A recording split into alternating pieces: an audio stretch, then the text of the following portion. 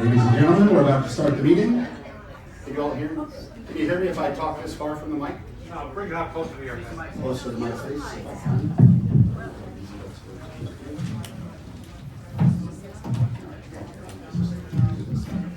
That'll be easier, I think, than doing anything else.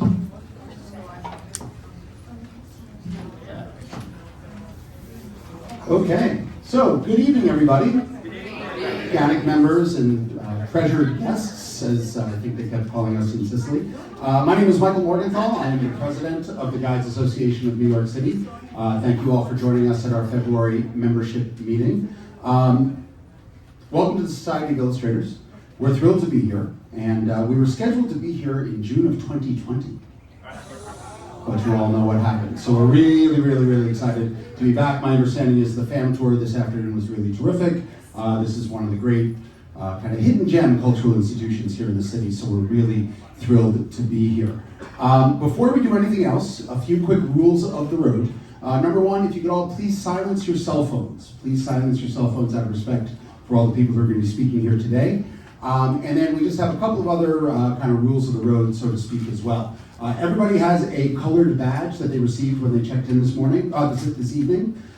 They mean different things. So if you have a green badge, you are a full GANYC member. If you have a blue badge, you are a provisional GANYC member.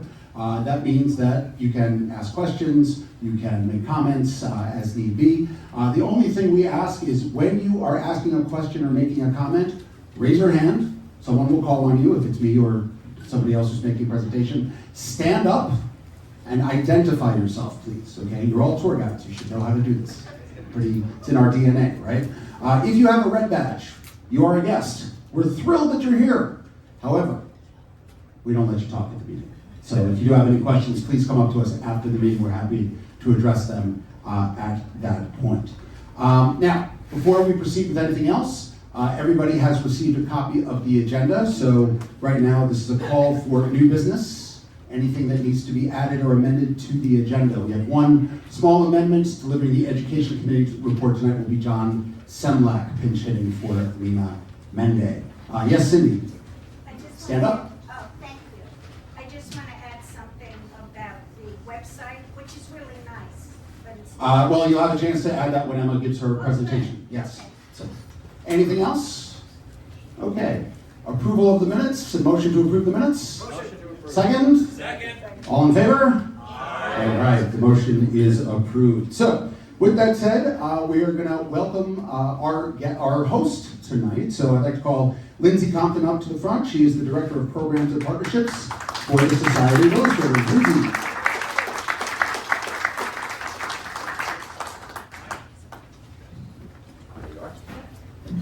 Hi, thank you. Just need a minute to get my presentation up. So just one moment. No. Sorry. I can do that.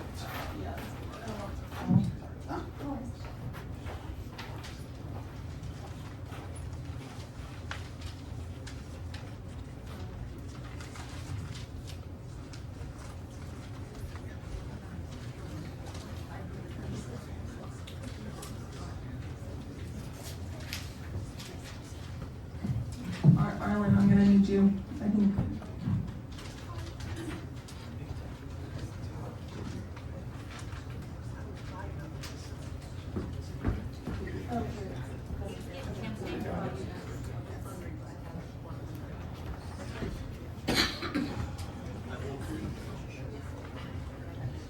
Sorry about that. Well, thank you for letting me speak with everyone tonight, and thank you for being here at the Society of Illustrators. I'm going to talk a little bit about the history of the organization and tell you about our current exhibits that are on view and upcoming events and how you can visit the museum at a later time. Perfect. So for those who are on the tour, some of this might be a little bit of a repeat, but I know that many of you weren't, so I'm going to just talk a little bit about the history of the Society and our building and how it all kind of came to be.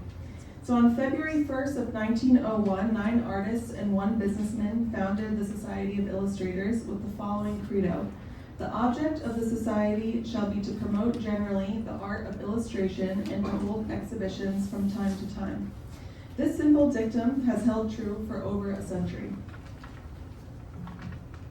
At first, the society was a relatively informal organization. Monthly meetings were often held in fashionable restaurants around New York City, and this was the time of the golden age of illustration. And the first monthly dinners were attended by prominent artists, including Howard Pyle, Maxfield Parrish, N.C. Wyeth, Charles Dana Gibson, Frederick Remington, James Montgomery Flagg, Howard Chandler Christie, and special guests such as Mark Twain and Andrew Carnegie.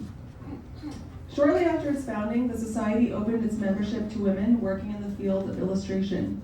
Violet Oakley and Jessie Wilcox Smith were the first to join as associate members in March of 1903, and you can see Jessie on the left-hand side, and Violet on the left-hand side and Jessie on the right.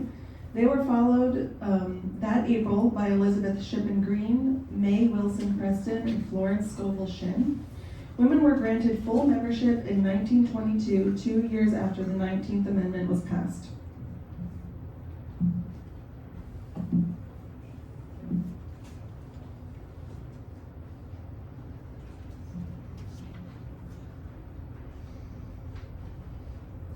Sorry, I wasn't moving forward. If you click slideshow, that'll let you Yeah. click through. It's like a mirrored screen, so it's just a little confusing.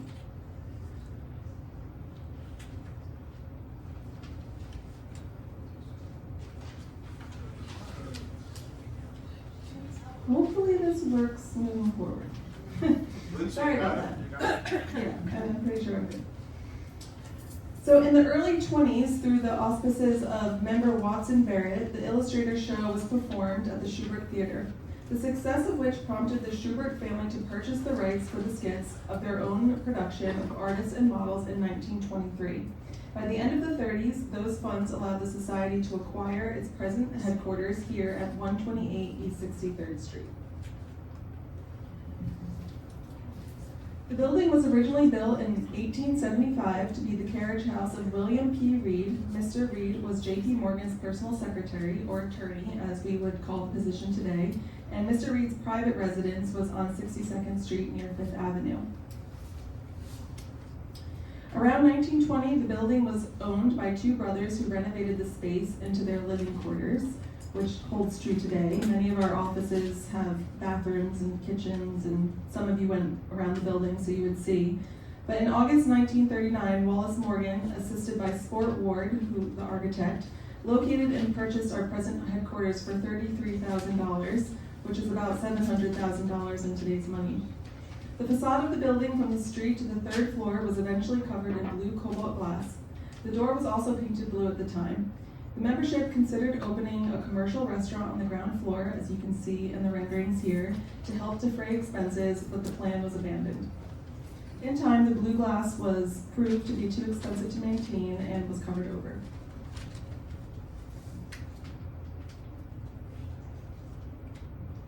It likes to not work on the third slide for some reason. I'm so sorry.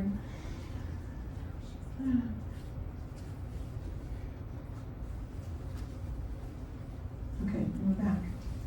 The new building afforded space for lectures and demonstrations, which you can see here with Norman Rockwell, and classes in painting and drawing. The contribution of society members during World War II was intense. They participated in massive poster campaigns, created illustrations from and about scenes of the war in Europe and the Pacific, and participated in a program whereby illustrators visited veterans' hospitals to sketch the wounded. These portraits were then sent to the subjects' families as morale boosters. Putting other skills to work, the Illustrators Jazz Band was formed to entertain wounded troops. And for some of you who were on the tour probably saw the drum in the dining room, and that's the drum that you can see here in the photo, and that was Al Parker, and it was his Illustrators Band. And we still use that drum today for our Hall of Fame ceremonies, and all of the Hall of Fame inductees sign the drum. So it's a really big collection of illustrators who have been in the building.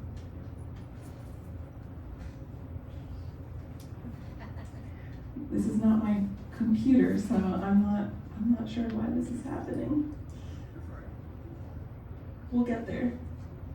I timed this for 15 minutes and now it's going to be a little bit longer, so I'll speed it up. Okay, so as I was talking about the Hall of Fame, that the 1950s saw the creation of 3 of the society's most enduring institutions. Early in the decade, the Scholarship Fund was established, a program that has benefited countless illustration students nationwide. Just last year, 34 scholarship awards were awarded to students in the amounts of $250 to $5,000. So we still do that today, and that exhibit's coming up in the spring. In 1958, the Society's Hall of Fame named Norman Rockwell as its first member.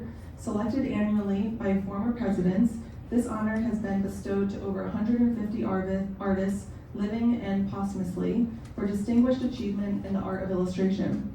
This past year, we inducted cartoonist Helen Hawkinson and illustrators Reynold Brown, Anna Whalen Bates, Richard Ansell, Wendell Miner, Baron Story, and Seymour Quast.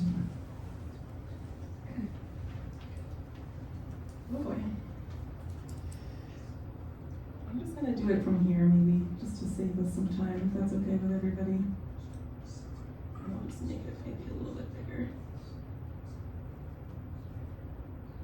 Okay, let's just go from here.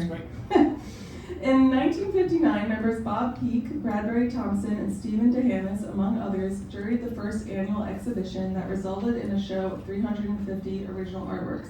And that is a show that's still going on today. That's what's on the walls right now, Illustrators 66. So we've been doing it for 66 years now. The first Illustrator annual book followed. For the 25th edition, the book went to full color, and in 2005, the format changed from hard to soft cover. In 2009, the system for gathering entries and jury process went fully digital, although the art was open to all media. And since 2020, the judging process takes place remotely, which has created a global network of jurors.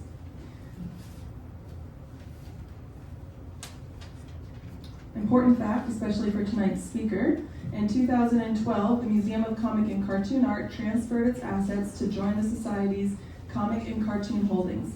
The collection was given to the Society upon condition that the gallery be created in our museum to showcase comic and cartoon art, which some of you have seen down the red hallway, and the Mocha Arts Festival would continue.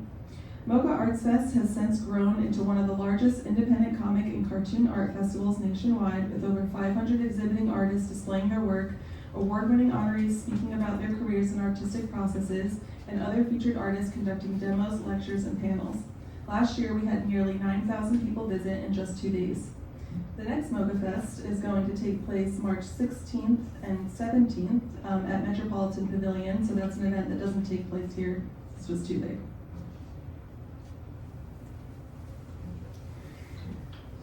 The Society of Illustrators is an organization of many layers, one which provides illustrators a center to discuss, demonstrate, and exhibit their work, contributes to future artists and to the community at large, honors its permanent practitioners, takes a stand on legal and ethical issues affecting the profession, and much, much more.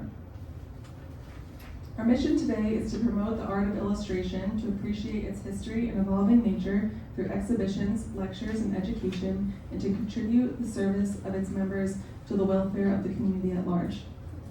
Each year, we serve about 30,000 people through our year-round themed exhibits, our education programs, and juried competitions. We also welcome school groups and group tours during business hours. We run several grant-funded programs, a winter, spring, and summer art camp in collaboration with New York City Parks, and high school career exploration and portfolio workshops with the High School of Art and Design, the School Art League, and Exploring the Arts. There are 12 to 15 exhibits each year. What currently is on view is our Illustrators Part 1, which I said is here in the room. Lines to Laughs, Women Plus Men on Women, which is about, for centuries men making comics, and women have really entered that, that area, and it's them kind of making fun of men and poking fun at them. It's a very funny exhibit on the second floor, and that was curated by Liza Donnelly. And then we have Made in New York on the third floor, which is an exhibit spotlighting 6 contemporary artists who define the New York comic scene, even as their own work resists definition.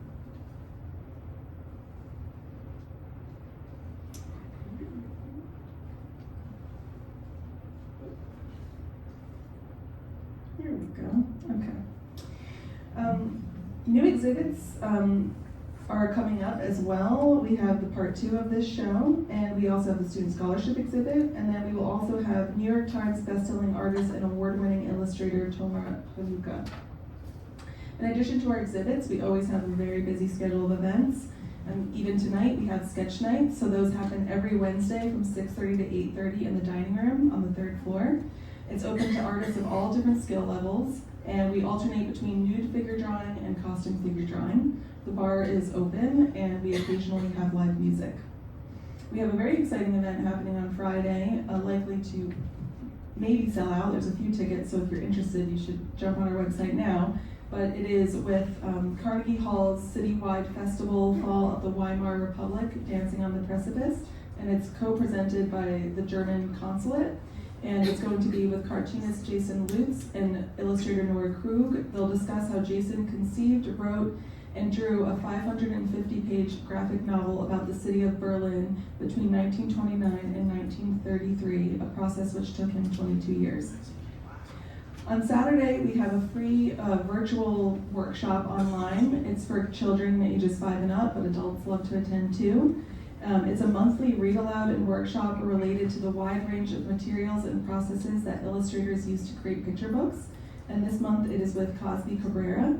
She'll be reading her book, Chef Edna, Queen of Southern Cooking, Edna Lewis, written by Melvina Noel.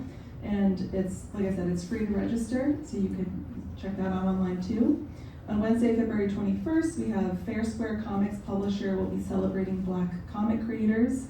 On Thursday, February 22nd, as a Thursday night, we'll be hosting our monthly happy hour. That's when we have free admission from 5 to 9. All of the galleries are open, and the bar is open as well. And so we have many more events coming up. That's just the tip of the iceberg. So I encourage you to look at our website for more information about all of that. And then I just wanted to leave you guys with some information about like group visits, and just letting you know that we do have group admission for self-guided tours, and though if it's 10 or more people, it starts at $7 per person. For $50, you can add on a tour with Stephen. I think some of you had that tour tonight. And everything can be reserved with me, and I have my email here. I also have business cards if anyone's interested afterwards. And then just some of our general information. Like I said, we're open to the public Wednesday through Saturday from 11 to 5 p.m. So everyone's welcome to visit. And we also have all of our, programming is open to the public as well. So it's not just for members, it's for everybody. And so I just want to thank you. Thanks for listening to me, and thank you for getting through all the technical difficulties.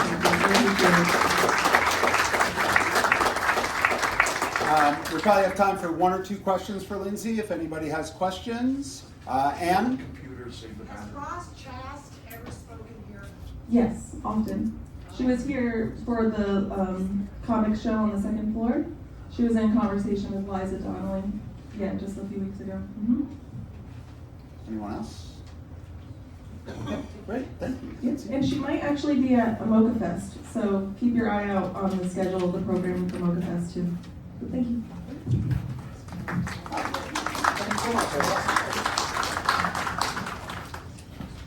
Wow, there's quite a lot of programming got going on, which is great. Definitely something to keep in mind for your tour clients as well. There's always something interesting going on here. So, okay, so we're going to start with the President's Report now. And I wanted to start my report with a reminder for everybody. All New York City sightseeing guide licenses are expiring on March 31st of this year. I know, and to be a GANYC member, you do have to have a valid and up-to-date license. I know there was some confusion with people getting myriad emails from the Department of Consumer Affairs, or whatever they're called now, with random PIN numbers and things like that. Some people thought it was a scam. It is not a scam. They just don't communicate very well. I did the process last weekend. I haven't gotten my license yet, but I know others have already. But there are other ways to renew your license as well. You can schedule an in-person appointment at 42 Broadway. You can just walk in, but they don't always have appointments available. Sarah and I discovered that together a few weeks ago. But you can call a phone number to make an appointment. I think there's an email address as well, but I have the phone number. It's 212-639-9999. 9675. I'll say that one more time. 212-639-9675. And don't wait if you haven't gotten a notice from them either via email or in the mail yet. You don't have to wait to renew your license. You can just go down there and renew it on your own or go on the online system, try to renew it that way as well. Speaking of renewals, I wanted to give another update on our membership numbers. I misspoke a little bit at the January meeting because at that point we were still in the period of our renewals. People who had lapsed had not been kind of shut off from their membership yet. So the numbers I gave at the January meeting were a little bit inflated from what the reality is. We currently have 314 active members. Now, that falls a little bit short of the goal, the renewal goal that was set by the previous board of 340 members. What that means is that it represents about a $4,500 budget shortfall from initial projections. Sarah and I have talked. Sarah's our wonderful treasurer, and this shouldn't really have any major repercussions on our operations. But rest assured, the current board is going to be diligent about making sure our finances stay in good order. And committee chairs, look for further guidance coming from the board shortly. But this is where we need your help. You all in this audience, and everybody who might watch on YouTube or isn't here, are all of our 314 members, you are the best evangelists that GANYC has. Talk to your colleagues, encourage them to join or to renew. If they were active members in the past 2 years and just didn't renew, let their membership lapse, all they have to do is go on the website and renew. They don't have to go through the interview or application process. If they've been lapsed for more than 2 years, though, they do have to apply as if they were a new member. That's just because the organization continues to change. That's been a long-standing policy of the board. Now, there's two other things I want to talk about in my presentation tonight. The first is something that Bob might touch on in his industry relations report, but I want to go into a little bit more detail. There are 3 major events and celebrations coming up in the next couple of years that everybody should be aware of. And GANYC is hopefully going to play a role in kind of, not spearheading, but being part of these celebrations. So, quick question. Does anybody know what the actual word is for a 250th anniversary?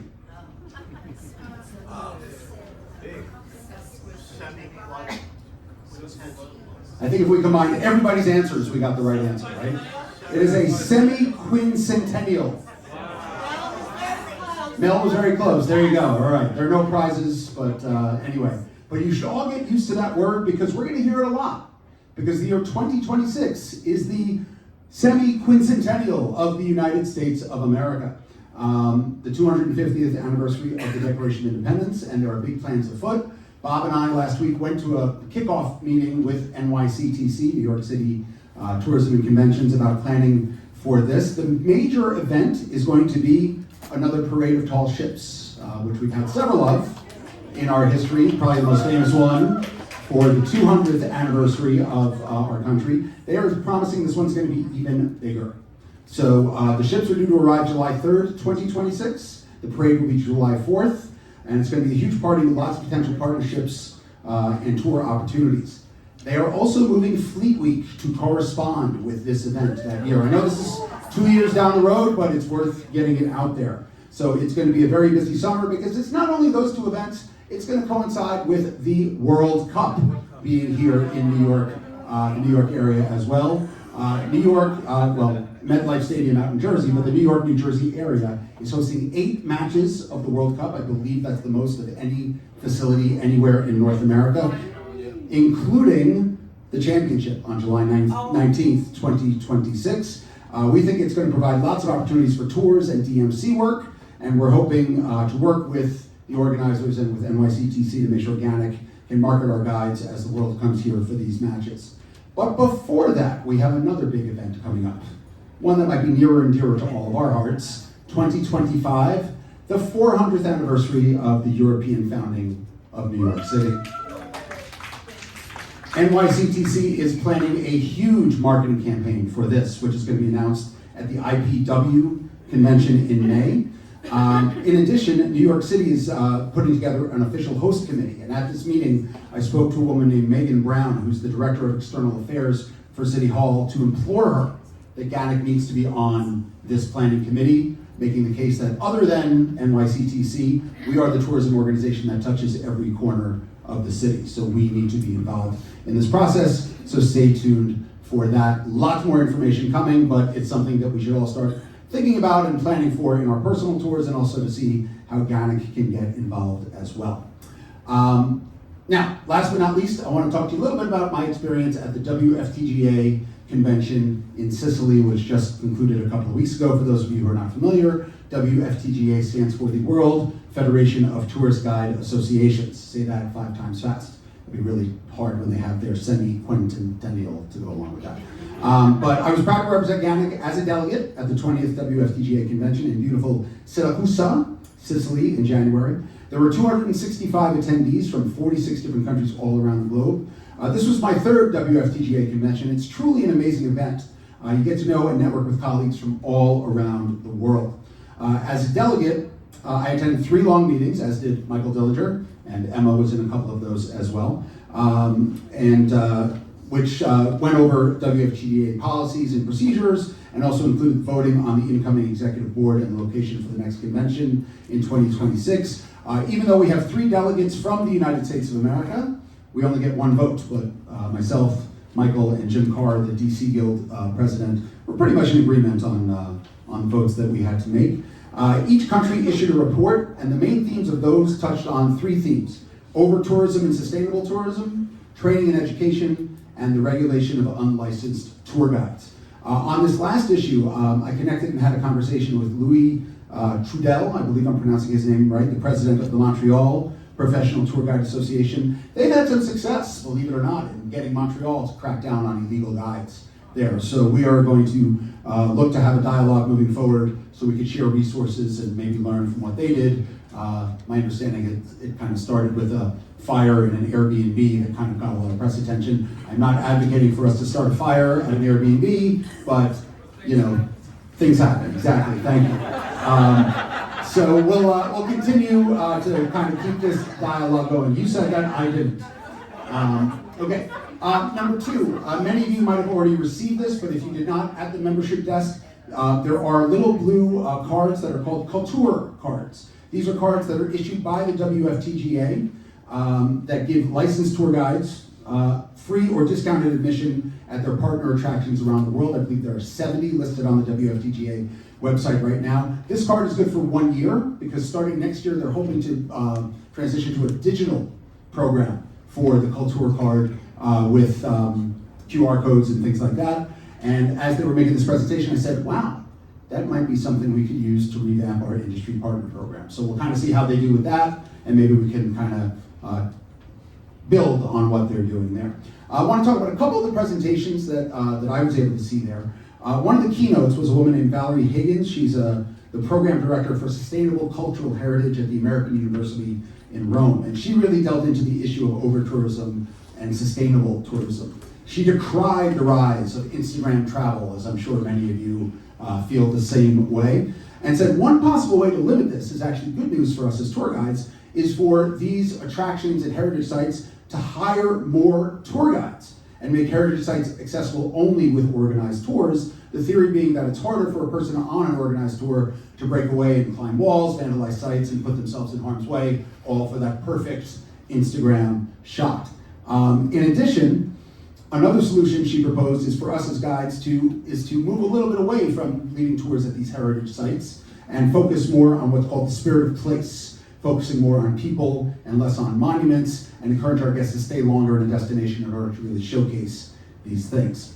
One of the other interesting sessions that really I knew nothing about was something called roots tourism, which is built around people going back to their ancestral homelands to trace their family roots.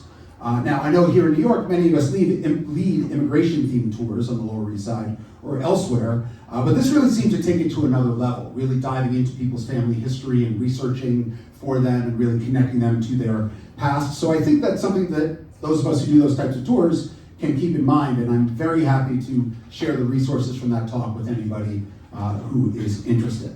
One last presentation I wanted to mention. Incoming WFTGA President Sebastian Frankenberger, some of you might remember him from an online presentation he did for GANYC a couple of years ago. He offered a really fascinating session about AI and tour guiding.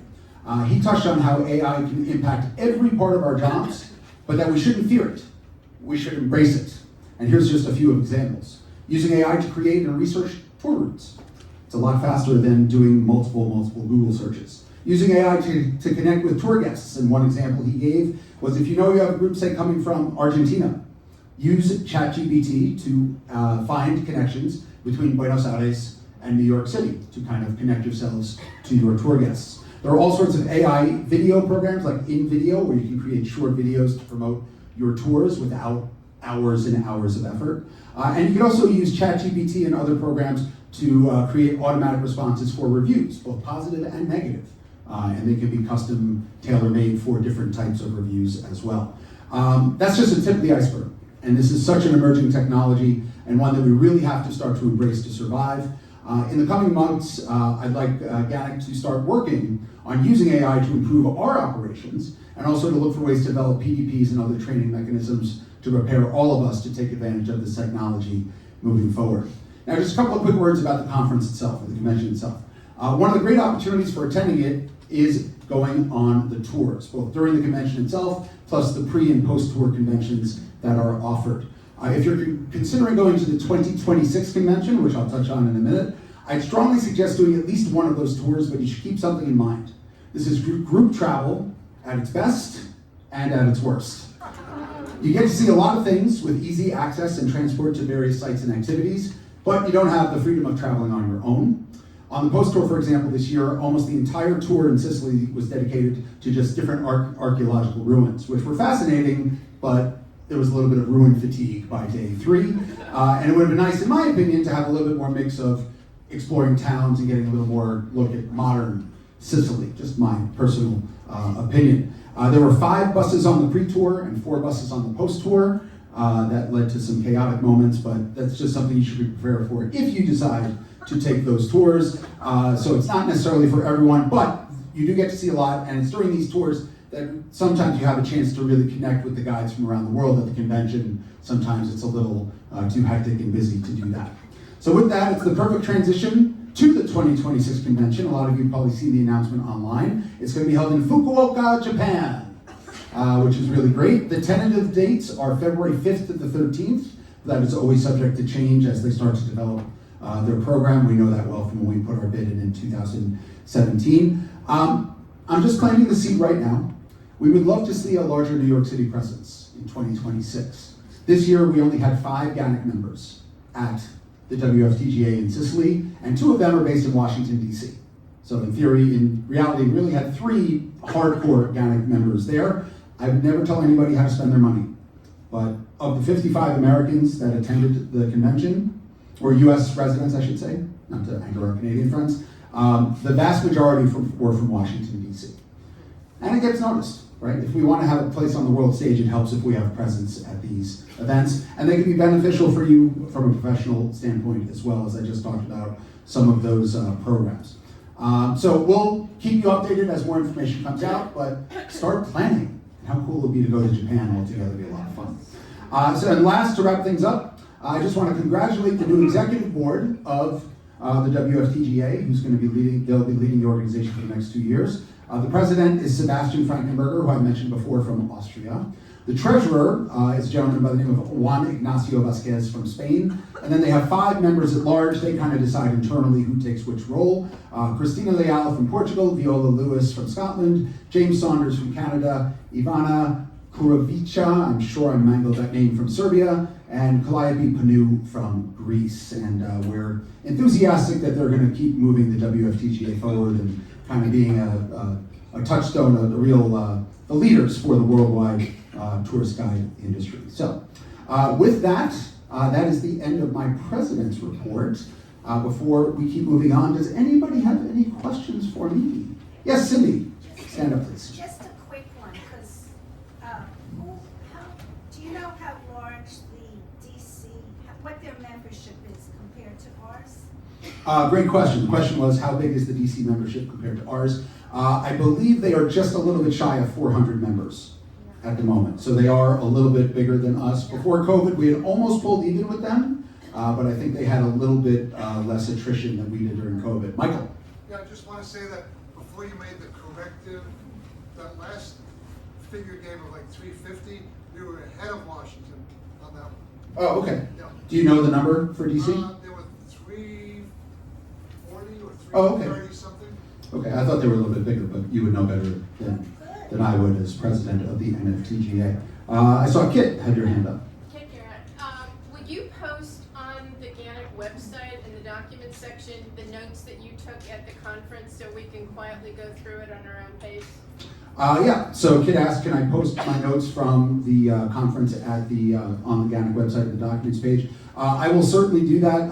My report will be in the minutes of this meeting, but I want to develop a little bit more of an extensive report probably for the newsletter as well, but that can be folded. That might take a little while though, so just be a little patient with that. So, okay, one last question, John, and then we do have to move on. Question. Please identify yourself. Yeah, John Sumlock.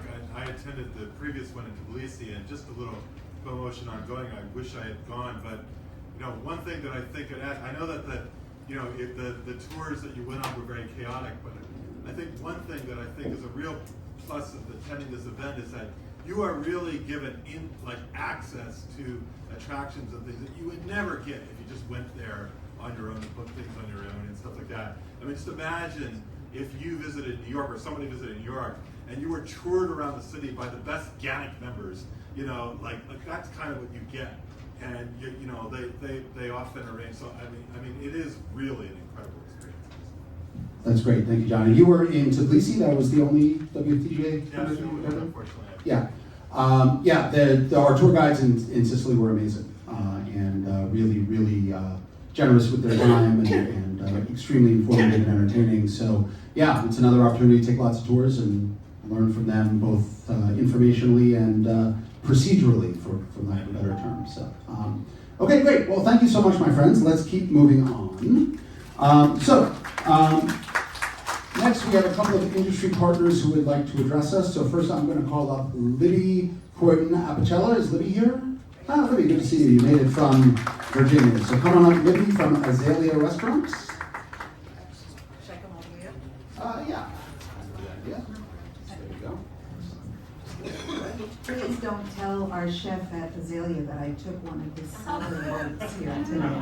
But you'll be the benefits of what's inside in a little bit.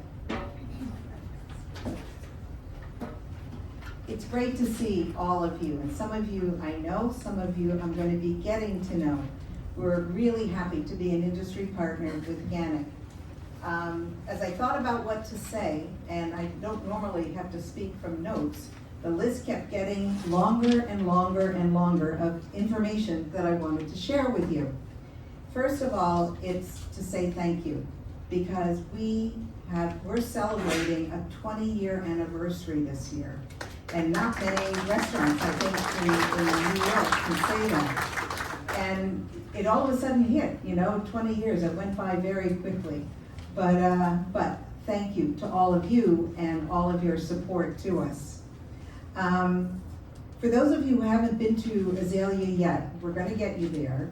But I will tell you that it's Italian cuisine, and I kind of dubbed it twerked Italian cuisine, in the sense that we're blending from, my husband was from the Amalfi Coast, so we're taking what he did and learned and grew up with from southern Italy, combining with his schooling in Tuscany. It's an eclectic menu, but it's one that, you see, we have to balance between tourists coming from all over the United States with expectations of what food can be like here in New York and Italian cuisine here in New York, with things that we would like to try too. So I hope that when you come, you just try across the menu and have a chance to taste all of what we've developed. We're in the theater district, right next to Wicked and central to many, many shows that are right there. We've changed our hours, which we're happy. You come out of COVID, what do? You start with the basics. And we weren't open after theater, so now we are. And that's a new offer, only 2 weeks ago that we started after theater. So we open for lunch at 12 and we close at 11 after theater. We're gonna be celebrating Valentine's Day, not just the day, but the whole week. We've decided we're really gonna go from the weekend before to the weekend after, and you'll see Valentine's and a special menu at Azalea. More importantly, I guess, to the travel industry and the individuals and the groups and the destinations that you represent, is that we like to work with group business. And, just contact us and we'll, go back and forth to see what your needs are. And it's especially important to know what your needs are, your clients' needs are, and we're very happy to work with you on, anything and everything. We have we can design and develop and work with you on that. The name of Azalea is like the flower, right? And we're hoping for spring really soon, because we have a beautiful terrace that sits 50 people. And it's like, and all of them are silk, believe it or not, silk azalea plants that we have around, so you really feel like you're in a garden setting. How many of you have been to Azalea? Oh, I love it. It's thank you again, and with all the rest of you, I'm hoping that during this year, because we're working very close with GANYC in either networking parties or opportunities to do business together, and hopefully that's going to be part of working with all of you too who haven't been to Azalea yet. And that's what this bowl is. You're sworn to secrecy. Well, what I thought to do is at the end of the meeting, why don't I stand by the door, and we're offering a discount to you to come join us and dine with us. So, you get a chance to taste our new cuisine as well. So I'll have those to hand out at the door. That's right. Any questions for Libby? Okay, great. Oh, I covered it all, didn't I? Yes. All right. Thank you. Tell people that you're a member of GANYC and Yeah. you're a tour guide. Yep, I was just going to point that out. You might notice that Libby has a green badge on her. She is a licensed New York City tour guide and a member of GANYC in addition to being an industry partner, which is amazing. For those of you who were with us, members before COVID, she hosted a couple, I think, networking happy hours. And she's also one of our partners for catering for the anniversary party, which Sarah's going to talk about in a little while. So, so if you do have any questions for Libby, certainly see her at the end of the meeting, and those discount cards will be available as well. We do have another industry partner, I believe a fairly new industry partner, who is going to address us next. Sheila Wiley, who is from Go City. Sheila, come on down. Thank you. There you go. I'm going to sit down so I don't distract you. Absolutely. Hi, everyone. I happened to Azalea, but I have to admit it was pre-COVID, so I'm glad Libby is here today to remind me to try that again. So how many people here have heard of Go City? Okay, not that many, but how many have heard of New York Pass? Okay, so a lot more. So I'm not sure if everyone's aware, but about 5 years ago, Smart Destinations and Leisure Pass North America, which operated the New York Pass, merged, and they created this company called Go City. I'm with Go City only 3 months, hence why I have my notes with me. So just forgive me if I forget something. But we're really delighted to join GANYC. I've been a long-term industry friend with Harvey, and I saw him at an event and said I really want to get involved. Perhaps maybe I'll be a licensed tour guide one day myself. But I wanted to tell you a little bit about Go City if you're not familiar with it. So we, as a company, are the largest attraction pass company in the world. We operate in 30 cities, over 60 passes.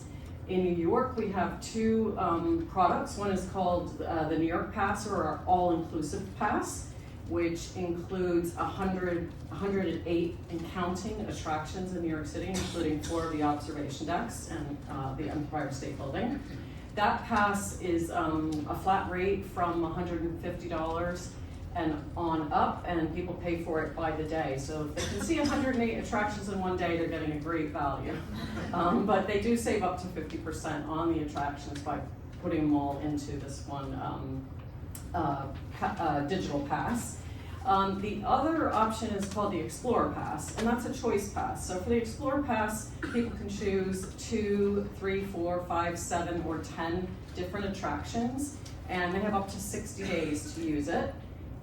Whereas the all-inclusive pass, once you start using it, the clock expires every night at midnight. So if you bought a 4-day pass, on the night of the 4th day, it would expire. The reason I'm talking to you about this today is we already know that you guys are providing professional services as tour guides and doing an unbelievable job around the city. You probably know most of the attractions better than I would know. But we do know that there are guests or clients who are considering adding on to their tour. They might have a few free days. And so we're hoping that we can work with you, on educating them about the passes. So I've got my cards here. If you'd like to see me at some point during the night, I'm happy to share more information with you on the passes. I am aware of the 250th anniversary of America. I remember very well the 200th anniversary, and I don't tell too many people about that at my company because they never think I'm ancient, but it was an amazing experience. Did anyone ever remember the Freedom Train that went through? Well, anyway, that was I lived in Pennsylvania and went through there. I just have a couple more things. I think a major difference in the last couple of years, and this was spurred on by COVID, is that our pass is 100% digital. So there's no longer a guidebook, there's no longer a physical digital pass. So as soon as they purchase the pass, they get a link to our app, they download it, they enter their pass number, and then they have a whole range of tools on there to help them with itinerary development and choosing where they're going to go throughout the day. I think I've covered most of it. Oh, there's one thing, if you are recommending anybody, just for a limited time only, Big Bus includes the Hop On tour in both of our passes, and through the end of March 21st, they're going to be giving a second day free in the pass, which is a huge value. And I think that's about it. I'm open to any questions. Yeah, do we have any questions for Sheila? Okay, raise your hand, please. Okay. Stand up and identify yourself, please. Yeah, I'm Annette. Hi. My question is, are there included different passes per Empire State? You can use the general, admission and then the specifics for... Yeah, yes. So I'll repeat the This question. kind of... Yeah, so for the question was for the Empire State Building, which passes does it include? It is just the general admission, but there are a few attractions that require booking in advance, and that's one of them. But it's a great benefit because they can book online through our system and have a guaranteed entry. And they can also add on something? For Yeah, example, they can when you upgrade. have the... Yeah, great. yeah, they can upgrade on site. There's about 4 or 5 of the major attractions that require booking. Statue of Liberty Ferry is one of those. And also there are quite a few walking tours, and all of those require pre-booking just because they're, limited capacity. Yeah. But there's some fun things on there like the shake, rattle, and roll dueling pianos on the weekend. These are some of the things, our company's been adding things, we're slowly adding things in the boroughs. There's a handful outside in New Jersey. And we're trying to diversify a bit with, things like food tours and distillery tours. So that leads to another question that I'm sure has come up on our Facebook page from time to time. If we have members who are interested in getting their tours on the pass, how do they do that? I'll give you my email, and it should be on the website as well. But I have a counterpart called Anna Karnowski. Some of you may know her. She's the regional director for New York City, and she's responsible for the product. And I can happily introduce you to her. Great. Any more questions for Sheila? This session is at time. Okay. Okay. Last question, and then we're out of time. Hi, Jared, the tour guide. Hi. Well, I'm Jared, the tour guide. Yes, Jared's the tour guide. So, do people have to wait on a special line in order to take advantage of the admissions? Well, things have changed a lot over the last couple of years. So for the most part, we're working on integrations with most of our big partners that have long lines so that they can go straight through and be scanned with anybody else who has a digital pass. There are exceptions to that just because the technology is not there yet. You know, an example I mentioned was Empire State Building. You can scan your pass and go straight in. 9/11, we will have that 9/11 Memorial and the museum particularly, we will have that capability in the next couple of weeks. It's actually just being tested now. So it depends on the location, but that's the direction of everyone's going. Thank you. All right. How about a hand for Sheila? Thank you for coming down. And anybody who's interested, please grab a card for Sheila as well. One quick word about our industry partners. I know some people say, what is the point of the program? What are we doing with it? One way to keep it robust is to make sure that we and our clients patronize our industry partners. So that's one of the reasons why we're happy when they come here to address us. If they see that GANYC is sending members or guests to their various attractions, they are more inclined to renew and continue to be industry partners, and we can keep growing the program and make it more robust and more beneficial to us as well. So please keep that in mind. So, okay, so now it is time for our guest speaker, and to introduce him, I'm going to call up Lisa Puccio. Lisa, come on up to introduce our guest speaker.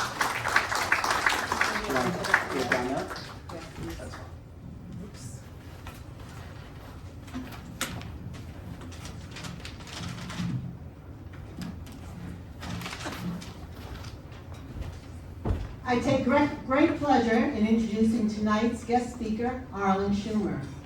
ARLEN creates award-winning comic book style illustrations for the advertising and editorial markets and is one of the foremost historians of comic book art. In fact, ABC TV's 2020 called him one of the country's preeminent authorities on comics and culture. And Comic Book Artist magazine named him one of the most articulate and enthusiastic advocates of comic book art in America. And his coffee table art book, The Silver Age of Comic Book Art, won the Independent Publishers Award for Best Popular Culture Book. His other books are Visions from the Twilight Zone and the Neil Adams Sketchbook. He lectures and presents webinars on these and other pop culture subjects at universities and cultural institutions and tour guide association meetings. ARLEN's presentation this evening will focus on New York comics, images of the city in comic art history. So please join me in welcoming author, illustrator, historian ARLEN SCHUMER.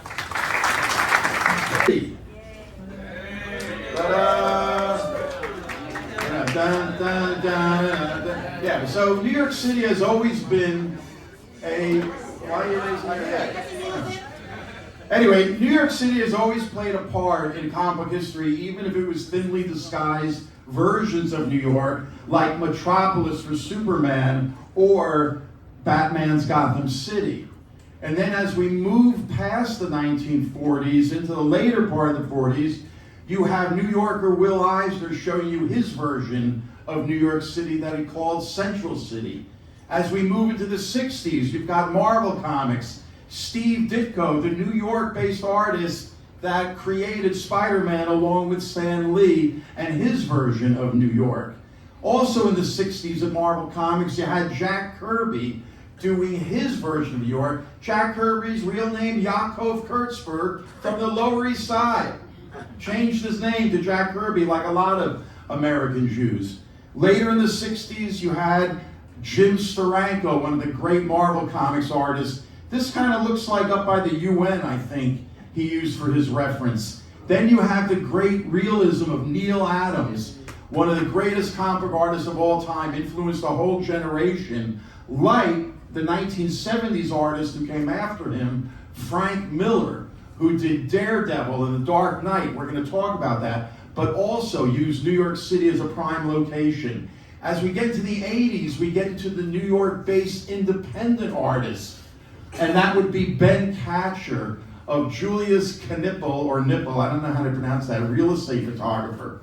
You have New Yorker, Peter, man, I'm just blanking on his last name. I can't even think of his last name. I'm all frazzled by the lack of music. Okay, but anyway, you have a New York-based artist, Peter. I'm going to know his last name in a little bit. And then you have the Brooklyn-based artist, Dean Haspiel, who's kind of like the mayor of Brooklyn. But the thing about New York City and comics is that if you go back to the very first comic strip in America called The Yellow Kid in the late 19th century, it took place in the slums of New York City. So that's why, ladies and gentlemen, this is where New York, New York would have had the big climax. I want to welcome you to New York Comics, Images of the City in Comic Art History. My name is ARLEN SCHUMER. I did a book about comic art history in the 1960s, the Silver Age. I try to show how the art reflected what was happening in the decade. How perfectly coincidental, today, February 7th, is the exact 60th anniversary that the Beatles came to New York. Now, the reason why I'm mixing them with the Fantastic Four is that right before the Fantastic Four #1 was going to be published in 1961, the publisher thought Stan Lee's original title was a little fey. It was the Fabulous Four. If Martin Goodman hadn't stuck his nose in, they would have been the first Fab Four. I also show, for instance, how Steve Ditko, who also did Doctor Strange, how his art reflected the psychedelic era that was to happen. It actually predates the psychedelic era. And look at Steve Ditko's version of New York that I used for the background of that double-page spread. It's almost like a German expressionist vision of New York. But that's where we're going to start our survey of New York City comics. This is Park Row, Newspaper Row, at the turn of the 19th into the 20th centuries. And this was when newspapers were king. And the two kings were Joseph Pulitzer of the New York Journal, of the New York World, and William Randolph Hearst of the Journal. These two men have been portrayed in documentary films. I mean, I pulled this off of the internet. But it was in the last part of the 19th century that the USS Maine was destroyed off the coast of Havana, Cuba. And that started the Spanish-American War that was largely promoted by the competition between the World and the Journal, as you could see by these dueling headlines. And it was called yellow journalism, you can see by this political cartoonist.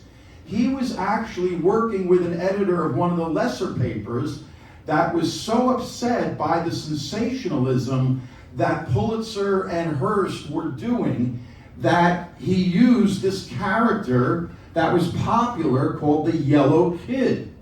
Now, why does the Yellow Kid look the way he does?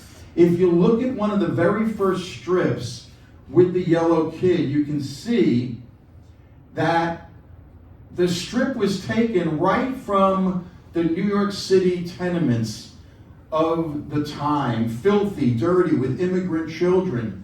Many of them had nothing to wear. And what the immigrant parents would do is they would cut a hole in a plain sheet and stick it over the kid. And if you look at the Yellow Kid, he was first blue, not yellow. But some newspaper colorists thought yellow would pop out more than blue. And that's why he was called the Yellow Kid. His creator, Richard Outcault, an American cartoonist, he started out drawing vignettes of city life as single-panel cartoons. And if you get a sense of what he did here, you can see that Outcault wasn't interested in visions of upper-class New York City. He was more interested and concerned with what was happening in the slums of New York, where all the immigrants were crowded. And that's why you get the Yellow Kid. It's hard to underestimate his popularity at the time. And by the way, you can see here the beginning of the modern comic strip. There's a word balloon coming from the dog. But over time, in the early part of the 20th century, he would develop. He was so popular, there were plays written about him. There was sheet music. And yet, the Yellow Kid ended up being a fad. Even though the comic strip took off, you can see from this trade magazine cover from 1920, I can't read the date there, 26. You can see that the Yellow Kid is not even included in all of these early comic strip characters, who they themselves would be eclipsed less than 10 years later by this guy, Superman, appearing in Action Comics #1 in the spring of 1938. If you look at page 1 of his very first story, you can see that he's already being placed against a city skyline, not recognizable as New York. In the early adventures of Superman, it's not described as Metropolis. It's just shown as a city. But then, in 1939, you get Clark Kent talking about the paper, not the Daily Planet. It was called the Daily Star. But there is the first mention of Metropolis in this panel of the Daily Star. Now, the two creators of Superman, two nice Jewish kids, one from Cleveland, Jerry Siegel, and the artist Joe Shuster from the Jewish community in Toronto, they were big science fiction buffs. In the early 30s, their first vision of Superman was a villain. In fact, he looks like Lex Luthor there. But you can see the city there in this first story that was submitted to one of the earliest science fiction fanzines. They call their city Metropolis. Now, Metropolis is the title of maybe the greatest science fiction film of the 20th century. It's certainly, in 1927, the first one to really set the stage for what the 20th century itself would become. And of course, the biggest feature of Metropolis was the incredible city itself. And this is what probably influenced Siegel and Shuster in 1940 to finally picture Superman against the city called Metropolis. Now, this appeared 1 year after this guy appeared, Batman, in the spring of 1939. And if you go to his first adventure, you can see he too is portrayed against the generic city skyline, not yet called Gotham City. A couple issues later, in the fall of 1939, we get the first mention of the city, and it's not Gotham, through the dark of a New York night. Yes, Batman took place in New York. In November, issue 33 of Detective Comics. Notice Batman has a gun. Early Batman used a gun, yes. And nightfall, Bruce Wayne walks the crowded streets of downtown Manhattan. Hello. And then look at this issue. You like that cover with the hypodermic needle? Yeah, that was outlawed 10 years later. The Batman trails his quarry into Chinatown. So again, for all intents and purposes, Batman is in New York City, right? Well, this issue in the winter of 1940 had this particular story illustrated by Bob Kane, featuring the city itself, right in the splash page, as they're called. And this particular story had a lot of great images of Batman in the city. But it's in this story that, just like with Metropolis, the first mention of Gotham City is a newspaper headline. And then, later on in the story, yes, we have the next night, two mantled figures are poised against the inky sky that forms the backdrop of the great stage that is called Gotham City. Now, Bill Finger, the writer partner of Bob Kane, claims he got the name Gotham out of the telephone directory. Now, I just happened to find on the internet the 1940 telephone book. It might have been this exact book that I also found this ad for Gotham Jewelers. And there was something about the name Gotham that appealed to Bill Finger. He didn't want to call it New York because he felt that we've got a nation full of readers. We don't want any one city to be Batman's city. And there's a photograph of the actual Gotham jewelers. Now, throughout the 40s, nothing much happened with Gotham other than adding the bat signal in 1948. And that's the same year that this image came out. Now, The Spirit by Will Eisner was not a comic book. It was a comic book insert in Sunday newspapers, 7-page stories. Now, Will Eisner was born in Manhattan, I think, grew up in Brooklyn, but you can see that he called his city, even though it was New York, he called it Central City.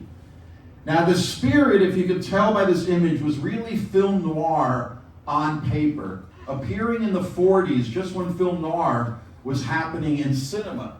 You can see in a typical film noir image like this how much The Spirit was like that. And Eisner was able to draw both the worm's eye view of the city as well as the bird's eye view. And even though the stories were printed in color, when they were reprinted in black and white, they fit the film noir mood a little more. But you be the judge. There's a color page. One of his greatest splash pages. You can see the graphic designer in Eisner loved playing around with the Spirit logo and inserting it into the image itself. Now look at this aerial shot. At first glance, it looks like the top of a city building here in New York. But as I pull back, it's the Spirit logo as a city building. Now I love this particular image. This was a Christmas story he did. And it's about an immigrant child from the war come over to America. And I love the fact that this mixture of cartooniness with realism. You know Brooklyn Heights, when you look at Manhattan, doesn't exactly look like that.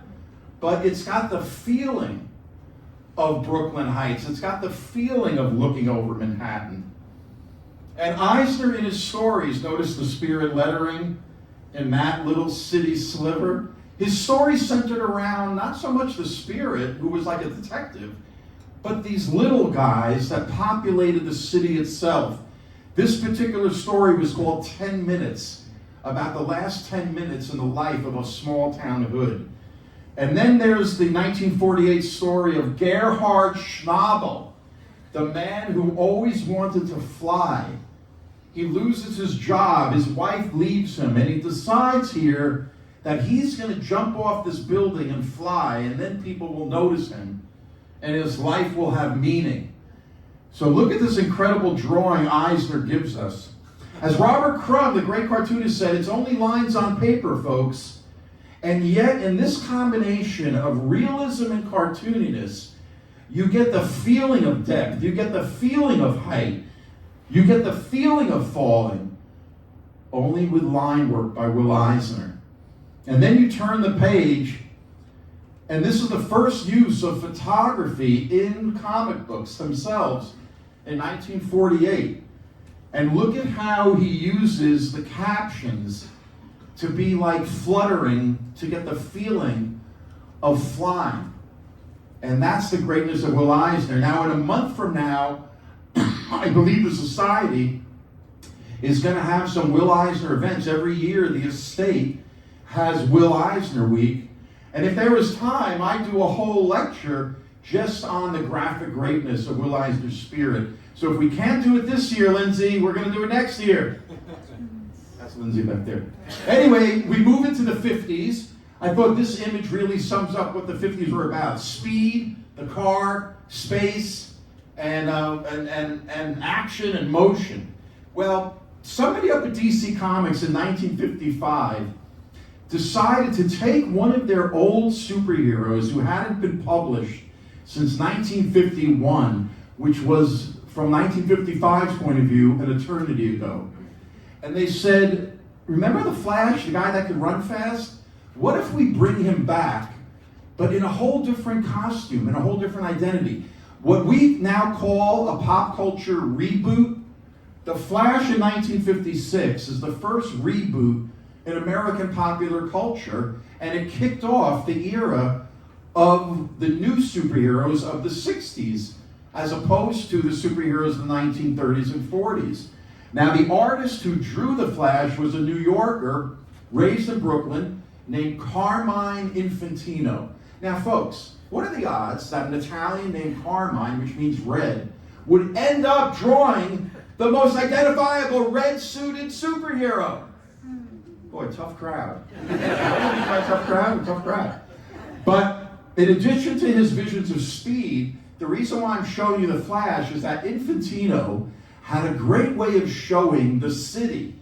Now again, in DC Comics, just like the Spirit, with Gotham City and Metropolis, the Flash was also, I think, in Central City. No copyrights, obviously. But look at how Infantino combined the modern city on the left with a futuristic city on the right. And again, it may not be New York, but that's Infantino thinking of the New York City skyline. Look at this background and this beautiful panel. And again, that's made up out of Infantino's head, but it's got the feeling of New York, even if you haven't seen anything exactly like it. After the Flash came Green Lantern in 1959. His adventures took place in something called Coast City.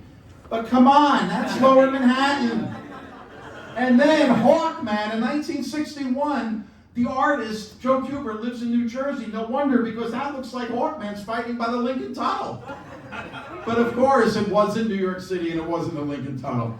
Then in 1960, they all were brought together to the Justice League of America. And again, there's a New York City background, even though it wasn't New York City. And don't ask me where they're fighting. Is that the Meadowlands before the stadium was built? I don't know. But the success of the Justice League of America in 1960 is what spawned this little upstart company called Marvel Comics to put out their version of the Justice League, which was the Fantastic Four, in the fall of 1961, which kicked off the Marvel Age of Comics. And the main proponent of the storytelling was not Stan Lee, the writer-editor. It was the artist-storyteller Jack Kirby, who drew his stories out like silent movies on paper, and then Stan Lee came in after and filled in the word balloons, the captions, like he said, filling in a crossword puzzle. Don't get me started on Stan Lee, but he ended up taking sole ownership claim of all the Marvel Comics characters and stories. And he succeeded. And Jack Kirby died, I think, a broken man, seeing all of his creations, but I digress. For the purposes of this lecture, Jack Kirby, I think I told you, was raised on Lower East Side, son of European immigrants. And if you notice, he called Yancey Street, it was really Delancey Street. And if you look at these famous photographs of the Lower East Side, look at this 1983 autobiographical drawing Kirby did of remembering what the Lower East Side felt like to him.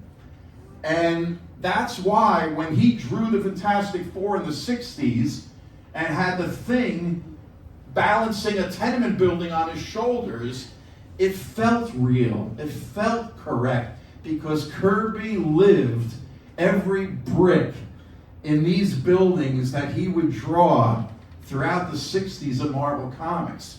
And even though these weren't exact buildings in New York, once again, they felt like New York. And the difference between the Fantastic Four Marvel characters and the DC characters is that this was supposed to be New York City. The Fantastic Four, Spider-Man, Thor, they all actually fight in New York City, even though Jack Kirby's city buildings are made up out of his head.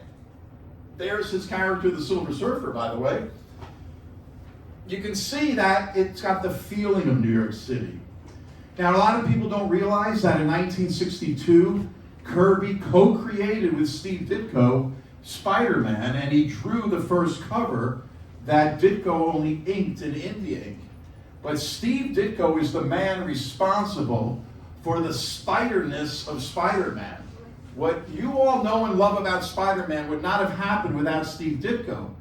Now remember this image I showed you of Ditko's version. Now remember, this image is the size of a postage stamp in the comic book. But when you blow it up this big, it looks like, to me, like a German expressionist painting.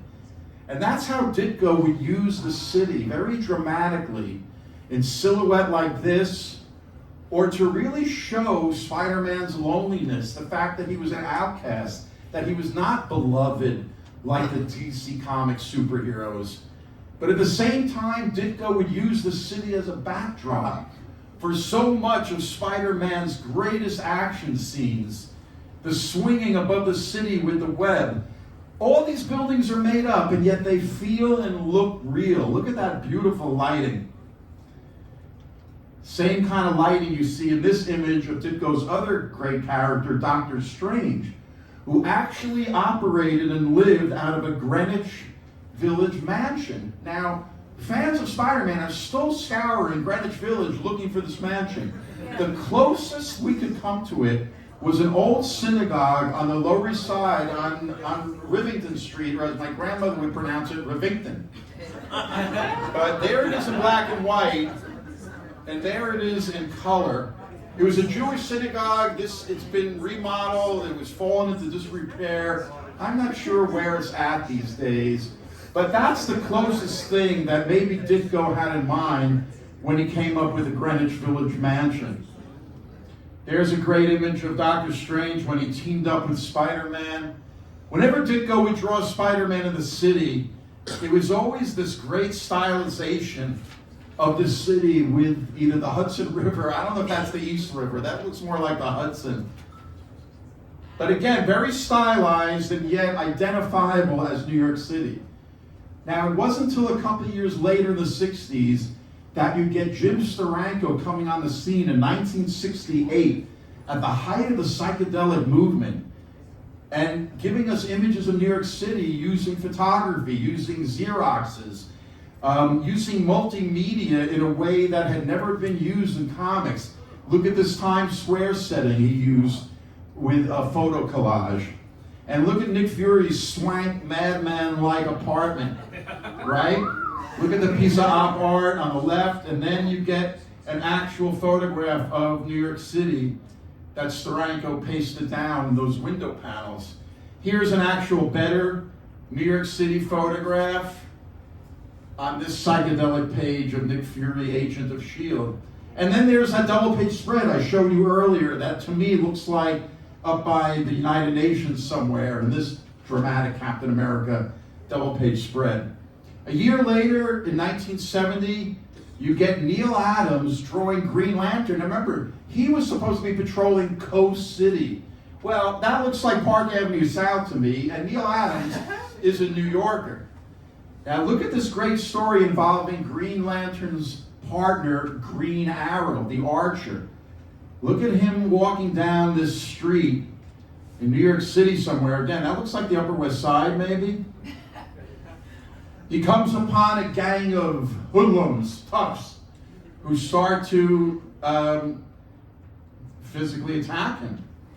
And then one of the youths pulls out a crossbow and shoots him right in the shoulder. How ironic. He's Green Arrow, the Archer.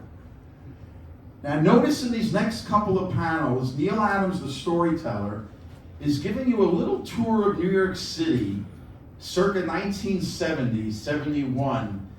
And notice how, almost like a movie director, he shows you Green Arrow's agony while he's being ignored by various New Yorkers. The policeman ignores him. The people ignore him. You turn the page.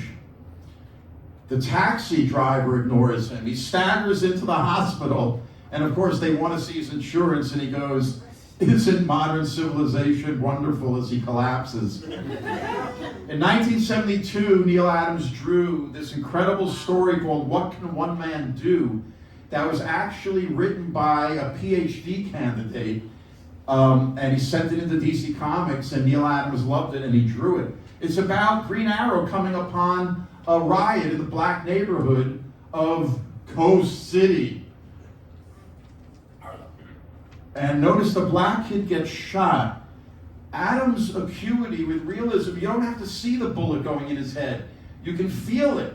And remember, folks, those are lines on paper. But yet you can feel the impact of that bullet in the back of his head. So Green Arrow rushes him in an ambulance to the hospital.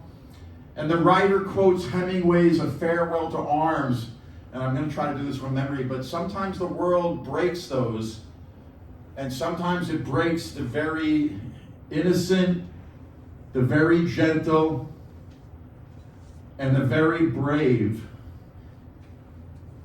impartially.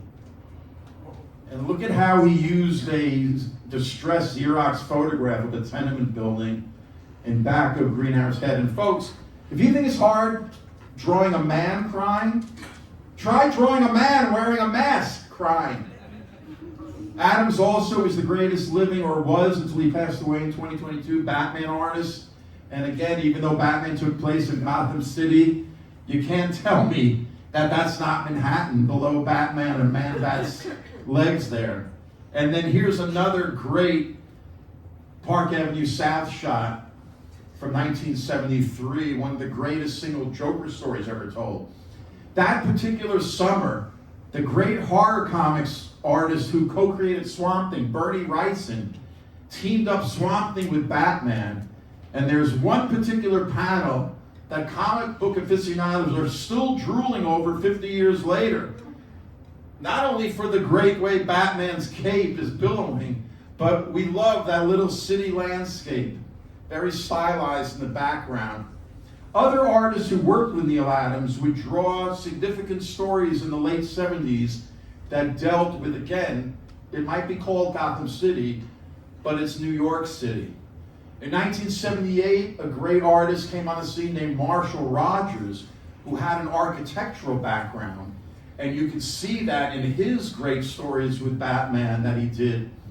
His architectural background, especially in a full page like this, really comes forward. Now remember Will Eisner, he was working the 40s with the Spirit. Well, he owned the character. Unlike a lot of comic artists who didn't, the companies owned the characters. So in the 70s, he brought the Spirit back out and started reprinting the old stories with new covers. This is a cover colored by one of the great comic artists of the 20th century named Richard Corbin. I love the pinks and the blues. And you can see that Eisner's trademark rain-slicked film noir streets, he hadn't lost that at all. But in real life, some rain fell in his life. He didn't reveal this till decades later, that him and his wife lost their only daughter, a teenager, I think to leukemia.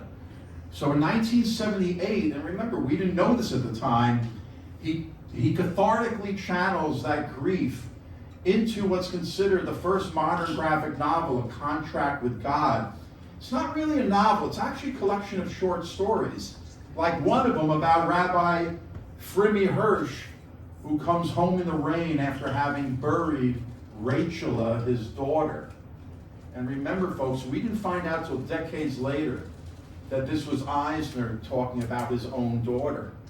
And that evening on the stoop of the tenement, Shlomo Kreck signed his name below that of Frimmy Hirsch, thereby entering into a contract with God. And Eisner knew how to draw city stoops. Look at this photograph of a typical fire-escape tenement from the turn of the century. And look at Eisner's autobiographical drawing, In Contract with God. He drew upon his Jewish background, excuse me, in this story, Kukulin, which is kind of like a Jewish block party. And again, Eisner was drawing from his own life. Later on in the 70s and 80s, he would do more stories about New York that were collected in books like this, where he would talk about the sights of the city. Now, if you look closely at this page, this is a man riding the elevated train. If you've ever taken the train out of Grand Central up the Hudson River line, or the New Haven line, you'll pass by buildings like this, where you can see right into the windows next to the elevated train. So Eisner does a little story in one page about a guy on an elevated train. He talked about the smells of the city. And all of us who've lived in the city know about those smells, right? Eisner did a story about them.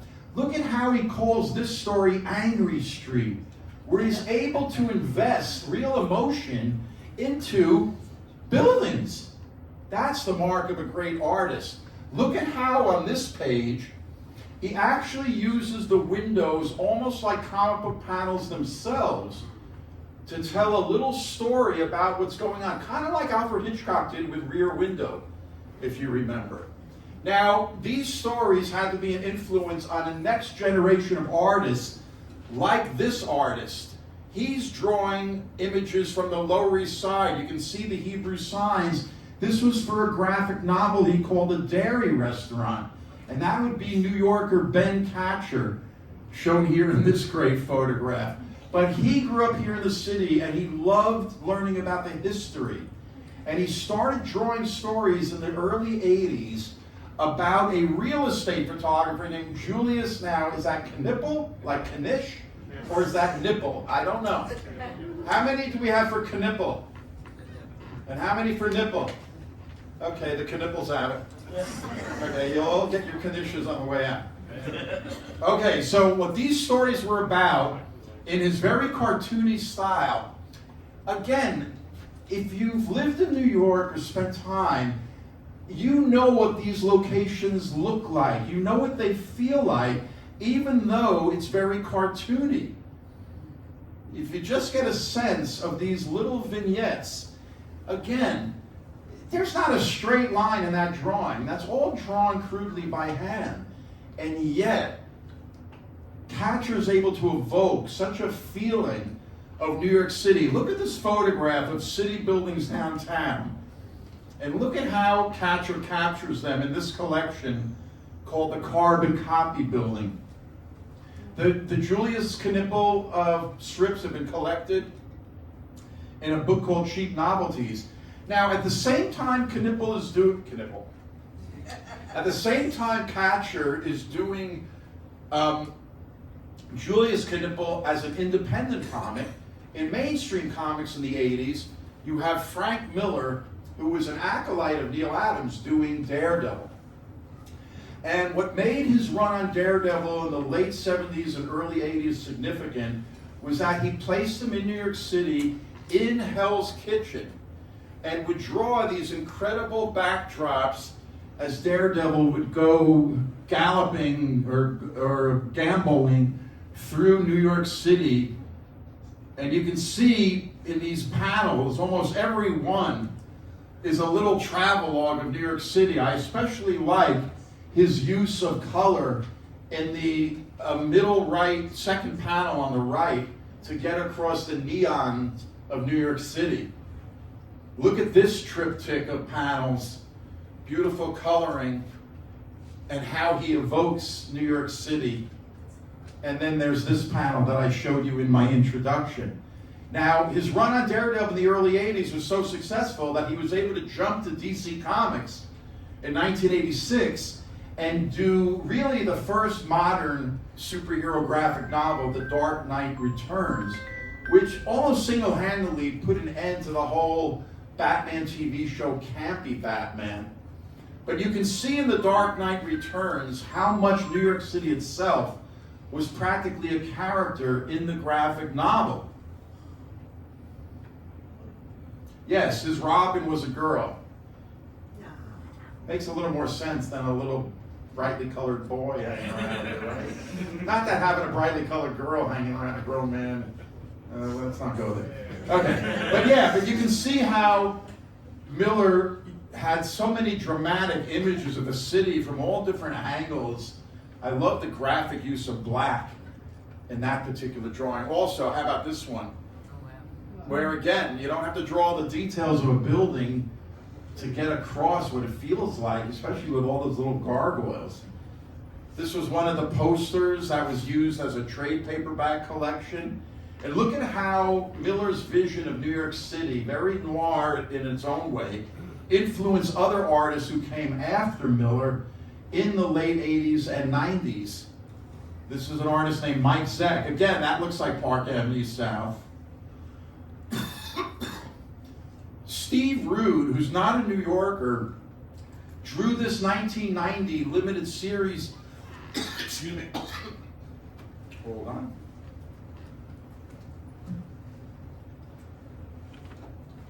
Teaming Superman and Batman, and the reason why I'm showing you this is that he really understood that Superman represented light. Superman is the angel come from heaven to save the earth. So Metropolis, aka New York City, is a city of light, of bright, gleaming, metallic colors. But Gotham City is more gothic, is in darker hues. So look at this double-page spread. Superman's panels take place in the daytime, brightly colored in Metropolis, whereas Batman's panels are a little darker. Look at how the story ends with Superman leaving Metropolis with its gleaming golden buildings, and Batman's Gotham City looking very gothic. Now, these are, again, mainstream artists, but then you have independent New York artists like, remember I said Peter, I forgot his last name, Peter Cooper. New York City-based artist since the 80s. He collected all of his strips called Drawn to New York in this particular collection. He often draws himself into the strip. I wonder how many people are having sex right now. Okay, how many have had that same thought? Okay. But you can see that so many of his strips deal with New York City locations, feelings, ideas, concepts, kind of the life of a theater, and look at how it comes full circle back to its XXX. I love this one-page run-in with the older woman on the street while it's raining. I mean, again, if you spend time in New York City on the rainy streets, there's something about this art that feels real, even though it's very cartoony. And there's Peter Cooper himself in a subway station in New York. And there is Brooklynite Dean Haspiel. I call him the mayor of Brooklyn. He's really one of the great independent comic artists. He's been publishing since he got out of SUNY, New York, in the early 90s. He calls his own autobiography himself Billy Dogma. And his early strips were about living in both Manhattan and then in Brooklyn. And you can see the verisimilitude of the New York City locations, this one taking place in the snow. But then a couple of years ago, he developed a superhero called the Red Hook that was voted the best webcomic. And he later would take the webcomics and publish them in graphic novel form. This particular story was called New Brooklyn, and it was all about Brooklyn seceding from New York. Most people ignored the warning signs, while pundits posited that Brooklyn gave up or called it quits. And look at what happens. A fissure penetrates New York City while the Red Hook, who's kind of like a bad guy, good guy, is doing some robbing just as this fissure disrupts his scheme. He gets knocked down. You can see all the mayhem going on. And what happens? Yes, Brooklyn breaks off from Manhattan. And a lot of adventure ensues, and you get this great landscape of the Red Hook standing outside of Brooklyn. And this became a launching pad for more stories of New Brooklyn.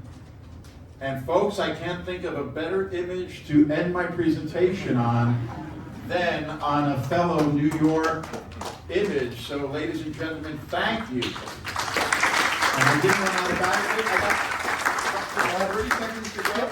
I'm just going to show you a little bit of my work. If you go to my website, arlenschumer.com, there's information about my comic book history background, where you can get a copy of my book signed and sketched in, but I think I have like 7 copies left over there if you want to get them after the show.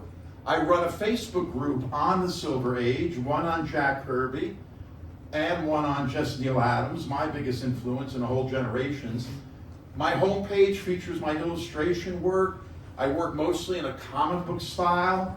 For New York City a couple of years ago, I did this graphic image of trying to get New York City back on its feet.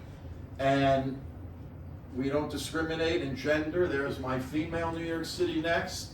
I also do portraits, of course, of celebrities, politicians. There's my Biden image. Sometimes I use the comic book dots like Roy Lichtenstein, and other times like this E. Jean Carroll portrait. He who shall not be named. And other times I do use the dots like my mashup of the two greatest blondes of the 20th and 21st centuries, Marilyn Monroe and Taylor Swift. My site's linked to the commercial site TeePublic, where you can get many of my illustrations on every kind of application and knick-knack you can think of, so support your local freelance artists. I'm also a major Twilight Zone fan and I guess scholar. I've done multimedia projects and books on the Twilight Zone. I have a new book coming out later this year of essays on what I believe are the greatest Twilight Zone episodes. That'll be published by the pop culture publisher Bear Manor Media. I'm also a Bruce Springsteen fan and scholar. I was art director of his first fan magazine when I was still at Rhode Island School of Design in the late 70s. And I also have a book of liner notes of his greatest unreleased material. He's got, if you think his released material is pretty good, which is pretty good, his unreleased material is a whole nother Bruce Springsteen. And that's also coming out from Bear Manor Media.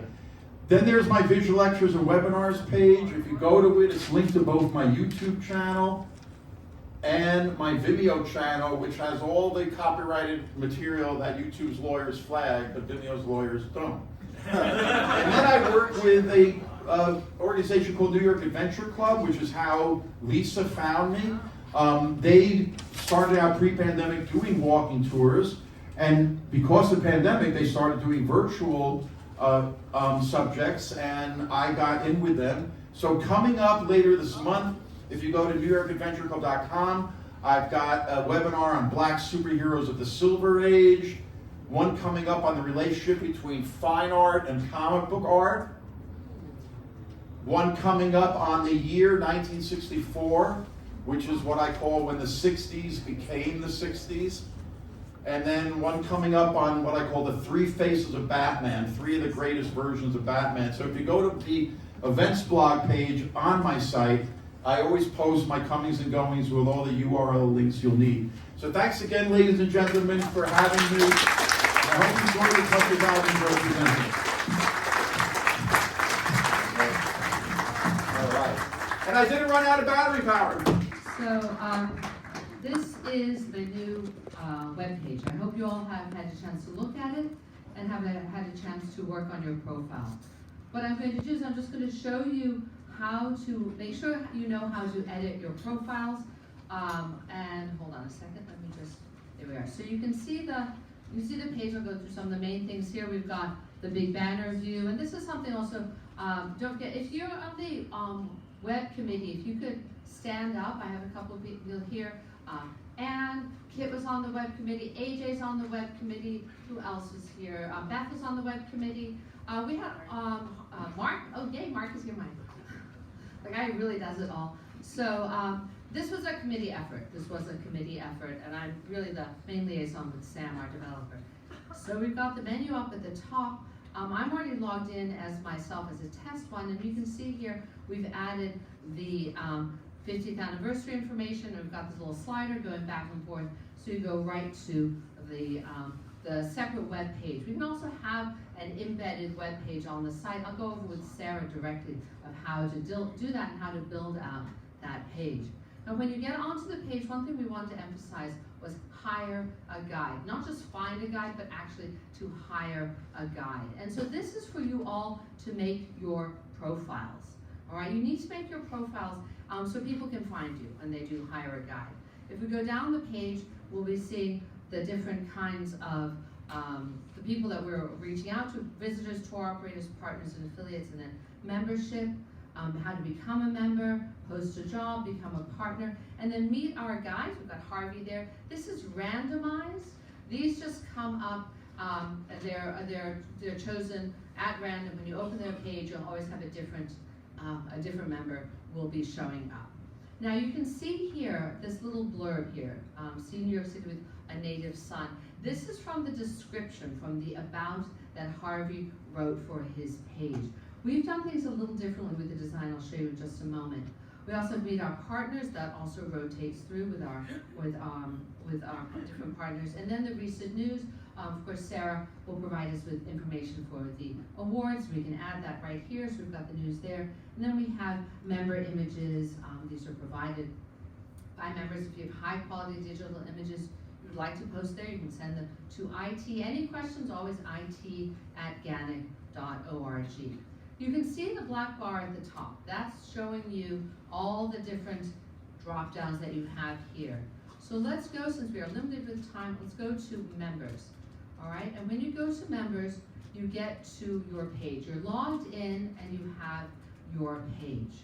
Now, you have your profile, and this is something new we're adding, is the tours. Okay, this is the new feature that we're adding. So everyone can publish their featured tours. Everyone can have a featured tour that will come up. So right here, so this is my profile, all right? And this is a test profile that I did about, here I am, I'm a guy, I talk a lot. So this is just an invented page just to test it, because the problem is when I'm doing stuff, because I've got all the admin levels, it will show up differently. I have a slightly different menu and I don't want anybody to get confused. So this is what it looks like. You can look at your page, okay, and you can edit your page right up at the top. All right, you can here, right here, you can edit it.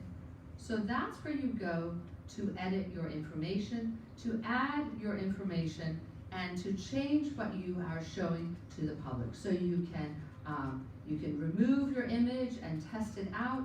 You can change your content. You can add your links, your LinkedIn, your Facebook, your Instagram, your threads.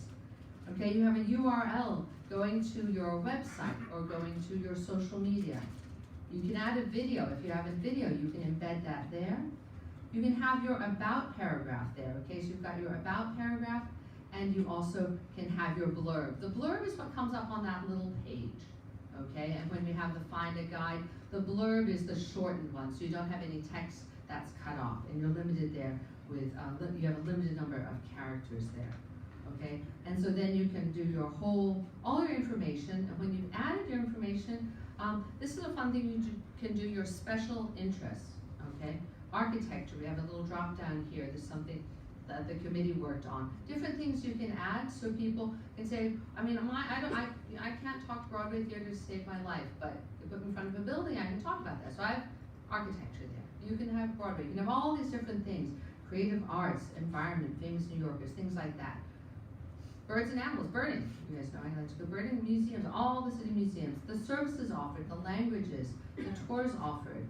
And so once you're ready, once your profile is ready, you click publish, all right? And then shoot an email to IT. Click publish, shoot an email to it@ganyc.org, and we know that you're ready. And we'll make sure it goes live on the website, okay? We don't always check it, Mark and I both work, we can't always check it all the time and see. It's like, I'm like, oh, well, let me just check, new members have been interviewed, or wait a week or so, let me check if anyone did their profile. Some people have interviewed as members. You filled out the Wild Day profile page, but you've never gone to this page. You've got to go onto the GANYC website. I'll talk about that in just a second. And then we have the tours. This is something new. Now the featured tours, these should not be highlights of New York, downtown Manhattan. We all should be able to do that like no problem. This should be something special. So like one of my featured tours, one of my special tours is Ladies Mile, shopping in the Gilded Age. It's pretty nichey, it's a pretty nichey kind of thing. So that's one of the tours that I have put there. Now this is something that is not going to appear to the public. We're giving you all a month or so to do that. We have, and I'll have to sign out and go back in and show the Find a Tour page. We're going to have a Find a Tour page. Okay, so remember, as we were coming out of COVID, Mike helped to make the website for Tour Your Own City, and people could post their tours. We've got that option here. So you can post your tours, but don't, like I said, don't just put, downtown, New York, Statue of Liberty. Yeah, everybody does Statue of Liberty, and we should be able to do Statue of Liberty. But you want to do something special, something that that will stand out. And so the Find a Tour page will have all these kind of unique special tours. So when visitors or people go to the page, they'll see these unique kinds of different tours. All right, so I always remember Susan Birnbaum used to do their knitting tour, right? I was like, that was not anymore, there's no more knitting shops and no more wool shops. But that was, I thought some kind of really cool kind of niche tour. So you can add a tour, okay? And so you've added a new tour, okay? You can add another one, so here you can add a new tour, all right? And there you fill it out, the name of your tour. You can put up to 6 images with your tour. Okay, give a little blurb of it, a description, and then the links, how to register for it. So my Ladies Mile tour, I did that through Bowery Boys Walk, so I'm going to put the link to Bowery Boys Walk's page so they can just go get it there. If you don't have your own website, you do it for somebody else, put that one there. Why not? You're going to give that tour, right? So then you can add it, all right? You can add your tour. It says create the tour, okay? So I'm going to cancel that because I'm not going to create a tour here, all right? Whatever you do, whatever changes you make, at the bottom, you always hit save. Can't tell you how many times Mark and I get the email, oh my God, I did all this work, what happened to it? It's gone. I'm like, well, hit save. Yeah, hit save. All right, make sure you hit save. All right, that'll save any changes that you've made. Okay, and then it'll save your profile. All right, include a photo, then you show up in that rotation. All right, now when you go to the members page, all right, when you have the members section there, you've got your links here, and that's where you've got all your resources. So you've got the members' documents. I think Annette was saying today they're making a list of the, who was saying today they're making a list of the places? Yes, so when that's ready, we can send it to us and we'll put it in the members' documents. Then people will have access to that. All the minutes are posted in the members' documents. The information's there. That's where the digital library is. This page here, this is only accessible to members, okay, so you get to see that. Now, the Wild Apricot resources, so if I click on here, for example, membership renewal, because this is my test page, this takes me to Wild Apricot. So actually what I'm going to do is I'm going to log in, hold on a second, log in here. Me, sorry. You can tell my husband does all our IT, we're very hot tech here. All right, so when you go into Wild Apricot, this is the page that has your information about renewing your membership and signing up for events. You can do that directly through the regular, this is what we call the website, the Drupal website, and this is the Wild Apricot page. So what I'm going to do is actually I'm going to log out here, hold on a sec, because I know we're very limited on time. I'm going to log out of the website here, and I'm going to log in here as myself, so I can show you what the tour page will look like, because I have to have admin access to do that. And this is your Wild Apricot page. Like the test one, I don't have anything because it shows I'm a lapsed member because that's just a fake page. But this is my full page. If you go into your Wild Apricot page, you'll see all of this. You'll notice at the top, it says GANYC.wildapricot.org, and here you've got GANYC.org. Now, when you sign up, when you log into this page, you will go in automatically into the GANYC page, okay? Because it's a single sign-on. So this should bring me right into my regular member page. All right, it's a single sign-on. All right, so something to keep in mind. So this is my regular member page. So once you've logged into Wild Apricot, you can toggle back and forth between these two. But this page here, this is the one where you're going to make all the changes. So what I'm going to do is I'm going to show you what the Find a Tour page will look like. We've just done a test page, but this will come as a drop-down menu, on the drop-down menu. So Hire a Guide will also say Find a Tour. And so when you all fill in your tours, all your tours will come up here. And so for example, there's my Ladies Mile one, and there are some test tours that we did. So if your homework over the next month is, think of your best tours, and you can all add them to your pages right now, okay? So you can add them to your page, and they will not go live, okay? They'll not go live. Mark and I will keep an eye on it. I'm thinking probably after the March member meeting, we'll go live, okay? And if you want, I can do another presentation. We can have a look-see, we can see what it looks like. But we want to have a lot of these. show the kind of tours that people can offer. So yeah, your profile gives everybody information about you. But for example, if I were to click on this one here, my Ladies Mile tour, it will show, there, this is the little page, the little one I built up, Ladies Mile, all right? So I've got some photographs, I've put up some historic images, a little description of it. This is a scheduled tour. This is the date I'm offering it. And actually it is offered that date, so if anyone wants to take it, Sunday, April 21st at noon. All right, 2-hour tour is going to be in English. There's a link to do it. Tour presented by Test Emma Guest. You can go in and check my profile to see that. All right, because this is just a test page that we did. All right, so this is part of the new features that we're offering for the website. And this is really, I want to focus, especially as where everyone's getting used to it, on what is offered for you all. All right, so any questions? We have time for about 2 questions, so. All right. So Jeremy? And no preambles, right to the question, please.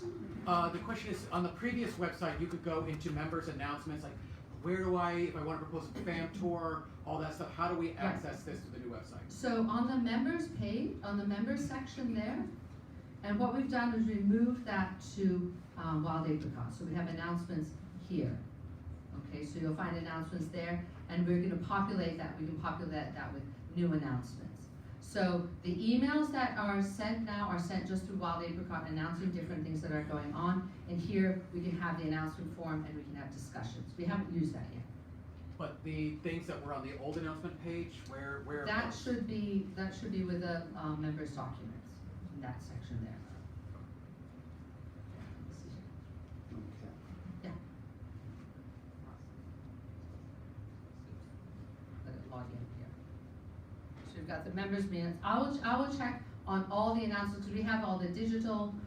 We have the links to the digital library. That's right there. And then also how to create a fam tour. All of those ones. That's the ones you're talking about, Jeremy. Yeah, I'll make sure that those are up and it's clear for people to find. You had a question? The specialized tours. Stand up, please, stand up. You have to stand and speak loudly. The specialized tours are also sorted randomly on the The website. specialized tours will just come Later up. on. Yeah, on that page. I'm not sure whether they'll be done alphabetically. I'm not sure how they're done. But we don't have any yet. So once we get to that point, then we'll worry about how to sort it.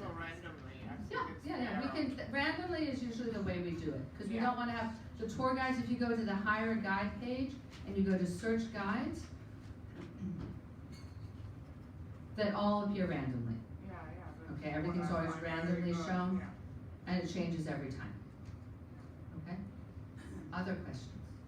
We have time for one more question. Cindy's the last question. Okay, it's great, and I can say it works for people who already have. Cindy, question, no preamble. We have to move. This was part of it, sorry.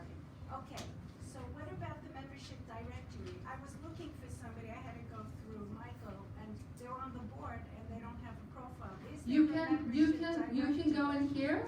You can go into search a guide, put the guide's name in. But if they don't have a profile yet, do we have a directory? Well, if they don't have a profile, they're not going to appear, and I can't find them either. Okay, so we don't have a directory with them. No, they have to have a profile.